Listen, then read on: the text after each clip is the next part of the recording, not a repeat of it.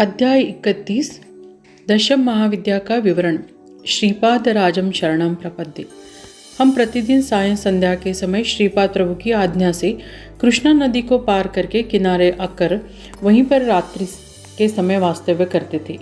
प्रातः काल में स्नान संध्या आदि से निवृत्त होकर फिर से कुरुपुर श्रीपाद प्रभु के सानिध्य में जाया करते। इस अलभ्य सत्संग में श्रीपाद प्रभु का प्रसाद रूपी दर्शन, नित्य नूतन योग के अनुभव तथा अनेक दिव्य रहस्यों का स्पष्टीकरण होता था तथा देवी तत्वों की उपासना दशम महाविद्या रूप में होती है, ऐसा हमने सुना था। इस दशम महाविद्याओं की संपूर्ण जानकारी हमें देने की कृपा करे, ऐसी अत्यंत नम्र भाव से हमने श्रीपाद प्रभु के चरण में प्रार्थना की। श्रीपाद प्रभु ने कहा, अरे शंकर भट्ट, श्री विद्या की उपासना अत्यंत श्रेष्ठ प्रति की है। पूर्व काल में हयग्रीव के कृपा प्रसाद से अगस्त्य महामुनि को श्री विद्या का ज्ञान हुआ। उन्होंने यह विद्या अपनी पत्नी लोपमुद्रा को दी। लोपमुद्रा ने इस विद्या का सखोल अभ्यास किया और उसका गूढ़ अर्थ अगस्त्य ऋषि को बताया। इस प्रकार वे एक दूसरे के गुरु हुए। लोपमुद्रा और अगस्त्य ऋषि का चरित्र। विदर्भ देश के राजा को लंबे अरसे तक संतान की प्राप्ति नहीं हुई। अगस्त्य महामुनि के तपोबल से राजा को एक कन्या रत्न प्राप्त हुआ। उस कन्या का नाम लोपमुद्रा ऐसा रखा था। कालांतर से वह बड़ी हुई और विवाह योग्य हुई। उस समय अगस्त्य मुनि ने उसे विवाह करने का प्रस्ताव राजा के सामने रखा। दोनों के आयु में जो अत्यधिक अंतर था, उसे देखकर राजा विचारमग्न हुआ। इतनी कम आयु की कन्या का विवाह एक वयोवृद्ध महामुनि के साथ कैसा किया जाए, इस चिंता में राजा था। अंत में उसने अपनी कन्या लोपमुद्रा को इस विवाह के संबंध में पूछा। उसने एक क्षण का भी विलंब न करते कहा, पिताजी, मैं अगस्त्य महामुनि के साथ विवाह करने तैयार हूँ। मैंने उनके लिए ही जन्म लिया है। राजा ने दोनों का विवाह करा दिया। लोपमुद्रा राजवस्त्र त्याग करके वल्कलों को परिधान करके अगस्त्य मुनि के साथ तपोभूमि चली गई। कालांतर से अगस्त्य ऋषि ने उनके साथ शास्त्रयुक्त संग करने की इच्छा व्यक्त की। उस समय लोपमुद्रा ने कहा, नाथ, मैं ललिता स्वरूप की उपासना करके स्वयं ललिता स्वरूप ही हो गई हूँ। आप भी शिवोपासना करके शिव स्वरूप होने के पश्चात मैं आपकी इच्छा पूरी करूँगी। अगस्त्य ऋषि भी शिवोपासना करके शिव स्वरूप प्राप्त कर लिया। उन्होंने फिर से लोपमुद्रा से अपनी इच्छा कही। उस समय लोपमुद्रा ने कहा, नाथ, मैंने एक राजवंश में जन्म लिया है।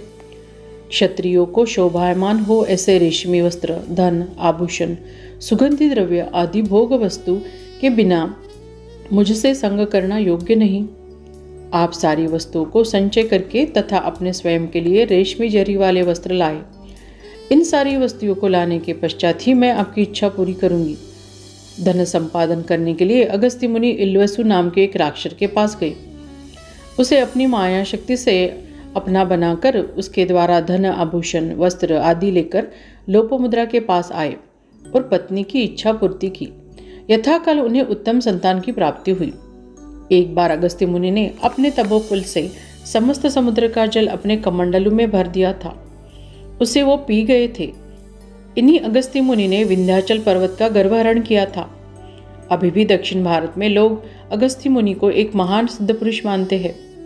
अनेक स्थानों पर उनके मंदिर है। श्रीपाद प्रभु ने आगे कहा, मैं जिस समय कल्कि भगवान का अवतार धारण करूंगा, उस समय परशुराम के समान अगस्त्य मुनि को गुरु का स्थान प्रदान करूंगा। देवी की दशम महाविद्या। श्रीपाद प्रभु ने आगे कहा, काली यह दशम विद्या का प्रथम रूप है। महाशक्ति यह समस्त विद्याओं की आदि देवता है। उसके विद्यामय विभूति से महाविद्या ऐसा कहते हैं। एक समय में हिमालय में मातंग ऋषि के आश्रम में समस्त देवताओं ने महामाया की स्तुति की। उस समय अंबिका ने मातंग वनिता रूप में दर्शन दिया। वह काजल के समान काले रंग की थी। इसी कारण कालिका देवी नाम से प्रसिद्ध हुई। उसने शंभ निशंभ राक्षसों का वध किया। उसका रूप काला नीला होने से उसका नाम तारा भी है। कोई संकल्प अथवा फलीभूत न हुई योग साधना अल्पकाल में गंतव्य स्थान को पहुंचाने के लिए काली माता की उपासना की जाती है।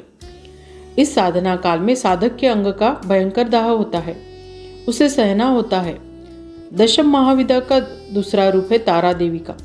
यह माता मोक्षदायिनी, सारे दुखों से मुक्त करने वाली है। इसी कारण इसका नाम तारा विख्यात हुआ है। इस देवी को नील सरस्वती ऐसा भी कहते हैं। उसकी अग्रतारा रूप में आराधना की जाती है। भयंकर विपत्तियों से भक्तों का रक्षण करती है। इसी कारण योगी जन इसकी अग्रतारा रूप में आराधना करते हैं। वशिष्ठ मुनि ने भी तारा देवी की उपासना की थी। चैत्र शुद्ध नवमी की रात्रि को तारा रात्रि ऐसे कहते हैं। दश महाविद्या में तीसरा रूप छिन्नमस्ता देवी का है। यह अत्यंत गोपनीय ऐसा रूप है। एक बार देवी अपने द्वारपाल को साथ में लेकर मंदाकिनी नदी पर गई थी। उसके द्वारपाल ने भोजन के लिए देवी से पूछा। उस समय माता ने तलवार से अपना शिरच्छेद कर लिया। वह सिर वाम हस्त पर गिरा। उसके धड़ से 3 रक्त की धाराएं बहने लगी। वह जय विजय ने प्राशन की। तीसरी धार माता ने स्वयं प्राशन की। उस दिन से उसको छिन्नमस्ता नाम से जाने लगी। हिरण्यकश्यपु आदि राक्षस उसकी उपासना करते हैं। दशम महाविद्या में चौथी रूपी षोडशी महेश्वरी का है। इनके आश्रय में आने वाले साधकों की ज्ञान प्राप्ति त्वरित होती है। इस माता का हृदय नवनीत के समान नरम है तथा वह अत्यंत दयावान है। विश्व के सफल मंत्र तंत्र के निर्माता इस देवी के उपासक है। इस षोडशी महेश्वरी देवी का वर्णन वेद श्रुति भी नहीं कर सकते। उन्होंने नेति नेति ऐसा कहा है।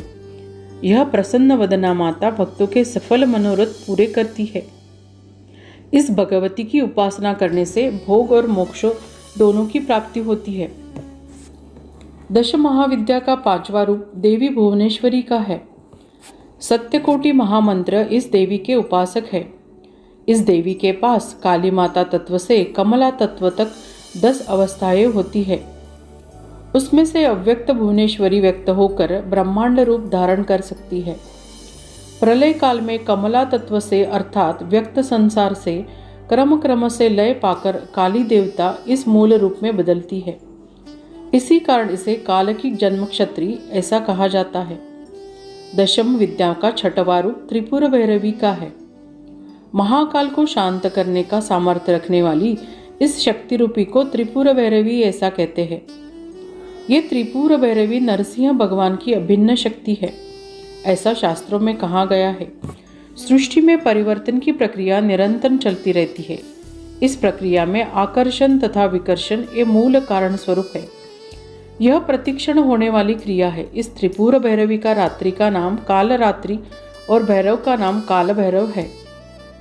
इन दोनों के संयुक्त रूप से ही मेरा भविष्य में आने वाला नरसिंह सरस्वती का अवतार होने वाला है। यह अवतार महायोगियों के लिए त्रिपुर भैरवी और काल भैरवनाथ अवतार माना जाएगा।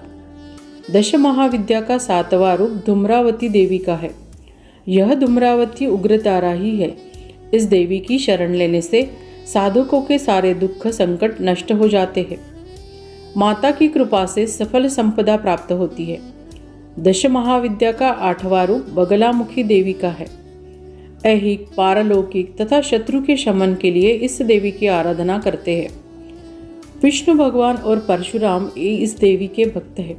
श्री तिरुमला क्षेत्र में श्री वेंकटेश्वर स्वामी ने इस देवी की माता के रूप में आराधना की थी। दशम महाविद्या का 9वां रूप मातंगी माता का है। मानव के गृहस्थ जीवन को सुखमय बनाकर पुरुषार्थ सिद्धि के लिए जो शक्ति लगती है वह मातंग माता की होती है। इस देवी को मातंग ऋषि की कन्या भी कहते हैं। दश महाविद्या का 10वां रूप कमलालया माता है। यह सुख समृद्धि देवी की आराधना की थी। इसी कारण उसे भार्गवी भी कहते हैं। इस माता की कृपा से पृथ्वी पवित्र तथा पुरुषोत्तम इन दोनों का लाभ होता है। यही देवी श्री वेंकटेश्वर के साथ पद्मावती रूप में तिरुमला क्षेत्र में होती है। श्रीपाद प्रभु कुछ क्षणों के लिए मौन रहकर उन्होंने आगे कहा, दश महाविद्या स्वरूपिणी अनघा देवी को और उसका प्रभु अनघ अर्थात साक्षात दत्त प्रभु इनकी अर्चना करने से अष्ट सिद्धि की प्राप्ति होती है।